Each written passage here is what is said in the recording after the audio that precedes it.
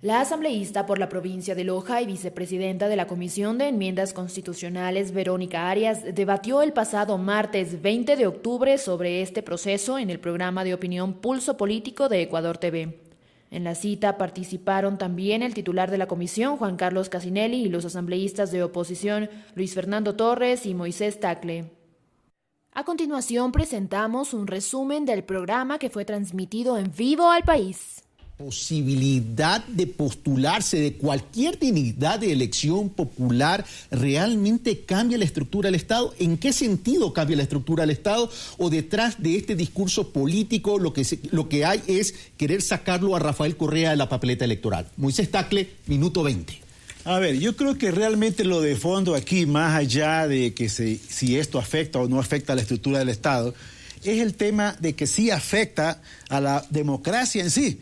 La reelección indefinida de autoridades en un sistema de elección popular no ha sido saludable en la historia de la humanidad. Señores de la oposición política al régimen, dice que esto debería, más allá del tema de si cambia o no cambia la estructura del Estado, habla de legitimidad y que esa legitimidad la daría el pueblo ecuatoriano, el elector, por lo cual debería consultársele. Verónica Arias, minuto 20. El 62% de los ecuatorianos que dieron el sí cuando aprobamos la Constitución del 2008 facultaron para que la Asamblea Nacional pueda realizar procesos de modificación de la Constitución de la República a través de enmienda vía parlamentaria. Gracias. De tal manera que es legítimo este procedimiento. Gracias, Verónica Arias. Bueno, el tema es por qué no es conveniente homologar a todos los servidores públicos en un solo marco jurídico. Un minuto 20. ¿No? Tanto en este momento la denominada LOSCA, que es la ley de los servidores públicos, como el Código de Trabajo para los denominados trabajadores. Y siempre me ha parecido una cosa muy curiosa de que en una entidad pública convivan estos dos regímenes laborales que a veces causan problemas porque efectivamente en algunos puntos establecen derechos distintos, como por ejemplo el tema de las vacaciones. Pero si esto es así, como en efecto es así, lo lógico sería que equiparemos pues los derechos, que equiparemos las obligaciones, que equiparemos en definitiva las prerrogativas que tienen los trabajadores en ambas leyes. Dice entonces Moisés Tacle y Luis Fernando Torres que del 1, es decir, al pasar a la Ley Orgánica de Servicio Público no hay derecho a la sindicalización y por otro lado es preferible tener las dos leyes con la homologación de los derechos en ambos sectores. Minuto 20, Verónica Arias. A ver, yo estoy de acuerdo con la enmienda laboral precisamente para que tengamos un solo régimen laboral en el sector público. El Código Laboral nació con el objetivo de tutelar a la parte más débil de la relación laboral, que son los trabajadores, frente a los posibles abusos del empresario capitalista de quien hace las ganancias. Pero el Estado no es ninguna empresa que haga ganancias. En el Estado no existe el conflicto capital-trabajo para que tengamos, por ejemplo, el derecho a la contratación colectiva. La sindicalización y todos estos derechos y el Código de Trabajo fue incluido en el sector público en el tercer bloque de reformas que fue aprobado el 16 de enero de 1996 en el Congreso presidido por Fabián Alarcón, en el cual Luis Villasís, por ejemplo, Pascual del Chopo, Heinz Meller, formaron parte de este Congreso y apoyaron esta propuesta para que el Código de Trabajo sea incluido en el sector público y tengamos dos frentes por los cuales debilitarlo al Estado. Por un lado, el linaje sindicalista que tiene sus privilegios y por otro lado, cierta derecha de nuestro país que decía que el Estado es inoperante y con ello habría paso a las privatizaciones. Gracias. Ingrediente. Es decir, hoy en día donde el mundo se ve afectado por el narcotráfico, donde es parte de un crimen, un elemento del crimen organizado transnacional, a la policía le es suficiente su estructura y su capacidad operativa para enfrentar a este crimen organizado y ahí no más bien se requiere la participación de las Fuerzas Armadas. Moisés Tacle, minuto 20. Desde que yo me acuerdo en el Ecuador siempre se ha utilizado a las Fuerzas Armadas para trabajos de complementar el servicio de la Policía Nacional en temas relacionados con la seguridad nacional. Y no necesariamente declarando estado de excepción.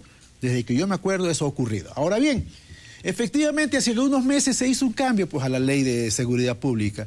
Y ya está establecido en la ley, curiosamente, antes de que se haga el cambio constitucional, de que las Fuerzas Armadas pueden hacer este trabajo complementario con la policía en temas de seguridad nacional. De todas maneras, estando de acuerdo de que efectivamente las Fuerzas Armadas pueden ser muy útiles y necesarias a veces para ayudar a la policía en temas de emergencia nacional, en temas de gran importancia ciudadana, yo creo que este es un tema que a mi juicio lo que está haciendo es poner una especie de cortina de humo en las otras enmiendas que sí son las importantes desde el punto de vista político. Las Fuerzas Armadas han actuado complementariamente sin necesidad de ningún tipo de marco constitucional o jurídico, así lo dice Moisés Tagle, que ha sucedido en el pasado, y que esto es una cortina de humo para esconder las otras enmiendas constitucionales. Verónica Arias, minuto 20. Bueno, bajo ningún concepto puede considerarse una cortina de humo una enmienda que permite garantizar la seguridad integral, la seguridad humana como principios básicos establecidos en la Constitución de la República.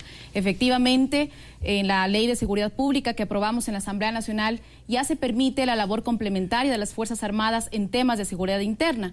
No obstante, se está elevando a un rango constitucional la posibilidad de que las Fuerzas Armadas, los militares, puedan respaldar, puedan apoyar la tarea que realiza la Policía Nacional en temas de seguridad interna, que ya se lo viene haciendo desde hace varios años, por ejemplo, para el combate del narcotráfico, del secuestro, del contrabando, el control de armas también ya lo realizan los militares, de tal manera que puedan con esta enmienda trabajar de manera complementaria las Fuerzas Armadas en temas de seguridad interna, que puedan realizar una tarea subsidiaria a la tarea que realiza la Policía Nacional en temas de seguridad interna. Ese es el espíritu de poder realizar esta enmienda al artículo 158 de la Constitución de la República. Gracias, Moisés Tagle. Su pregunta. ¿Por qué limitar las atribuciones de la Contraloría General del Estado en este tema de auditar la gestión de los funcionarios y de las entidades del sector público? Gracias, Moisés Tagle. Queda clara la pregunta. Un minuto para responder. Bueno, la enmienda no elimina la función fundamental, primordial de la Contraloría General del Estado, que es velar por el buen uso de los recursos públicos. Esa es la función del juez de cuentas de nuestro país y en ese sentido se quiere precisar, aclarar que ese es el rol fundamental de la Contraloría General del Estado en el tema de eliminar la facultad que tendría de verificar el cumplimiento de los objetivos de las instituciones del Estado. La Contraloría ahí no glosa a las instituciones, sino emite recomendaciones, de tal manera que no se elimina la facultad o el control administrativo o la imposición de responsabilidades civiles o indicios de responsabilidad penal a los servidores públicos que hagan mal uso de los recursos que nos pertenecen a todos. Verónica Arias, su pregunta para Moisés Tagle. Bueno, preguntarle que qué opina de la reelección cuando, por ejemplo, la legisladora de su partido político, el Partido Social Cristiano, ha estado ya alrededor casi 20 años en la Asamblea Nacional, que independientemente del tema ideológico ha recibido el favor del pueblo de la provincia del Guayas para representarlos ante la Asamblea Nacional. Gracias, Verónica Arias. Respuesta, un minuto. Que en ese y en otros temas deberíamos copiar las buenas prácticas que hay en el mundo. En otros países los legisladores pueden ser reelegidos indefinidamente y eso es bueno, porque mientras más experiencia que tenga un legislador en un Congreso, mejor se sirve a la ciudadanía. Lo que no es bueno es reelegir indefinidamente presidentes. Entonces, veamos las buenas prácticas. El problema de los ecuatorianos y el problema de los legisladores es que tendemos a poner una regla única a todo. Todos los ciudadanos que son de elección popular, la misma regla, el mismo rasero. Y a lo mejor estamos cometiendo un grave error allí. Gracias, Moisés Tagle.